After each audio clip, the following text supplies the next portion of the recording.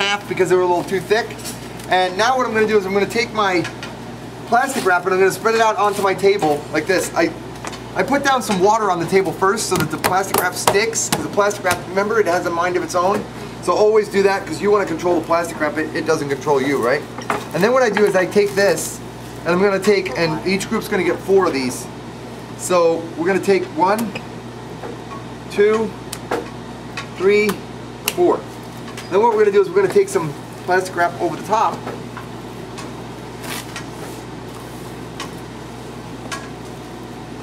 Alright, and then what I'm going to do is I'm going to take this and I'm going to pound it.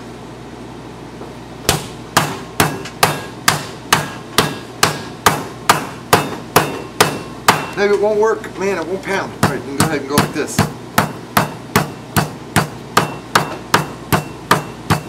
I'll get it to pound pretty good.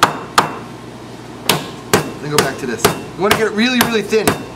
It's called scallopini. If you're in Italy, it's called a scallopini, right? If you're in France, it's called a paillard. Everybody say scallopini. Scallopini. Everybody say paillard. Paillard. Okay, this is what you want right here. All right, what we're going to do is we're going to get our stuffing, we're going to put it in the middle, and then we're going to roll it up. Okay? Allow that to really absorb in there really well.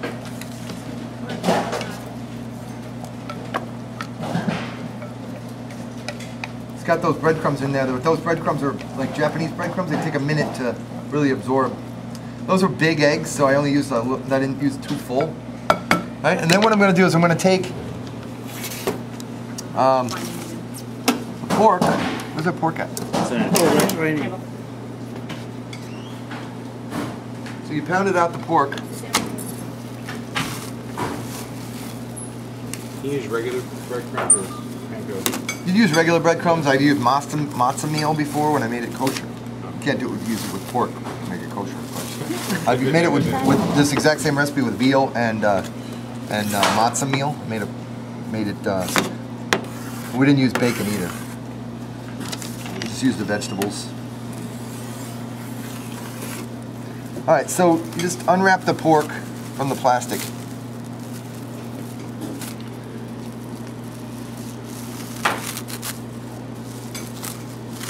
All right. And what I'm going to do is, I want to season. I want you guys to right here. Salt right here. Salt right here. Pepper.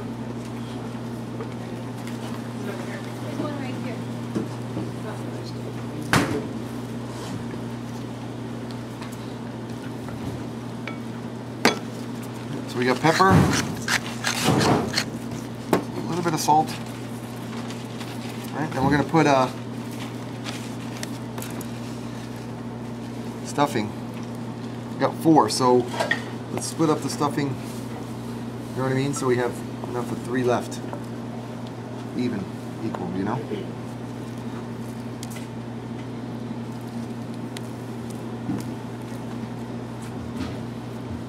Kind of spread it out like you would jam on toast, kind of thing.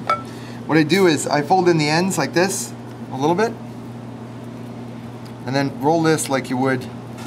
Make sure you don't roll the plastic in there. Sushi, yeah. No, it's more of a roulade, like a pinwheel kind of a thing. Sushi is more of a. Right, we're just gonna roll that all the way up.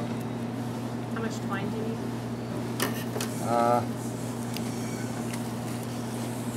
Okay. There's a couple of different ways to do the twine. No, I want you to pick it up. Just move it over here because I don't get the I don't contaminate the string. There we go. All right. So then what I'm going to do is I'm going to take the string and I want to do a butcher's knot, which basically you grab with the 2 fingers up here, you grab a little ways up and you hold it like you're shaking its hand. Hi, how are you? Nice to meet you. Then you come underneath here like this. And then you bring the knot up, you wrap your fingers around and you grab the knot and you pull like that. Okay? That's the butcher's knot. And I teach this every class and we have a hard time with it, so not everybody gets it. It took me a while to get it too.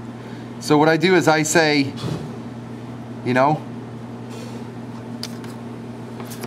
You can do it, and then you can continue to do that, or you can do it this way. You just cut 6-inch pieces. This works really well as well. All right. And what I do is I do both ends. I do one end, then I do the other. What I do is I go around, tight, and then again, like that. You can just do it like that, right? It's like you're tying your shoelace. Double knot. Granny knot or whatever it's called. Go every inch. 1 inch.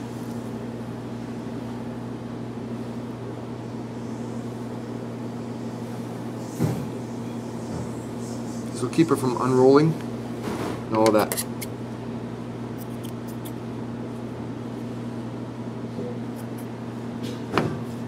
So, got a 1, 2, 3. We have 4 people in the group, so you should each person or 6 people. You know, keep an eye over there, and then or take turns, and everybody do this. All right. Okay.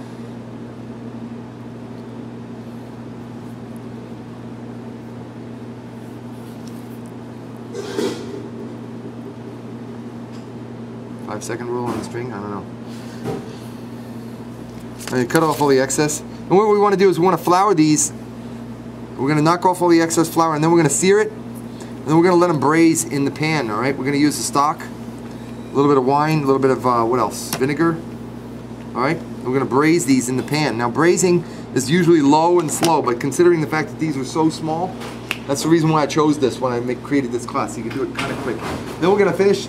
We're going to remove it from the pan. We're going to finish in the pan. We're going to make the sauce. And finish the sauce with the tomatoes. The tomatoes we're actually going to core out like that. All right, and then what I do is I cut it down the equator like this, and then what I do is I come in here and I get rid of the seeds, like that, and then I go like this. I mean, you can do a tomato concasse if you want, and take the skin off, but it really doesn't matter that much. For this dish, it's a rustic dish, so just go once, twice, right? Then you can stack these, and then come this way. You want to get them like about 1/4-inch dice, so you turn it.